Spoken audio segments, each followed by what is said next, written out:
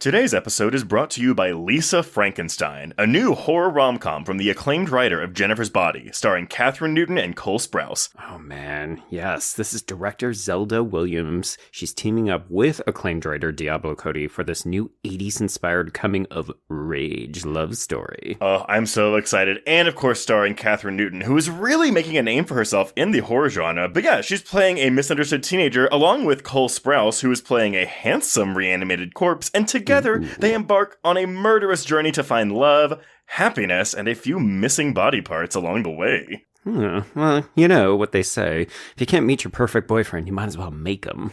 Oh, I think they say that all the time. And, I think that makes this the perfect film to bring your date to this Valentine's Day. Oh my gosh, yes. Lisa Frankenstein. And of course, the movie is only in theaters this Friday, so visit lisafrankensteinfilm.com and get your tickets now. Hello, everyone.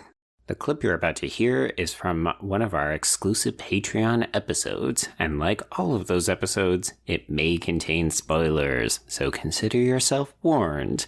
If you like what you hear, head over to patreon.com/horrorqueers to listen to tons of bonus content.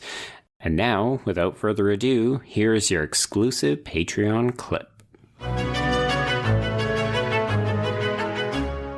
And I think the most interesting scenes in this episode are the therapy scenes, the conversations between Hannibal Lecter and Will, because these are things that both the book and both versions of Red Dragon as a film have touched onto, but because we have this 13-episode format, we can now really dive into the Hannibal-Will relationship, which is, of course, what this whole series will do.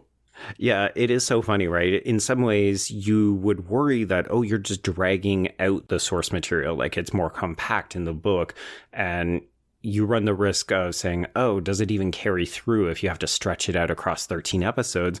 But what Brian Fuller and his creative team are doing is they're just so much more meticulous. You can actually let comments and conversations hang. And I would even challenge that because we've got this extra time, it's not just Hannibal and Will even, right? Like we've got the dinner scene with Jack, which is starting to tease out moments about stuff with Jack's wife, which will become important in the future. Yeah. And we've even got this faux conversation where Freddy comes in posing as a client, thinking she's going to pull one over on Hannibal, and he just immediately reads her.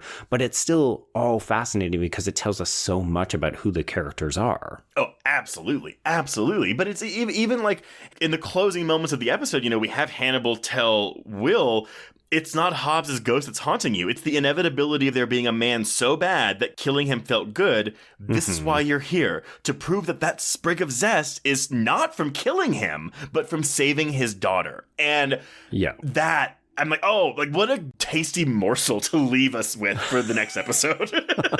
Also, tasty morsel, sir.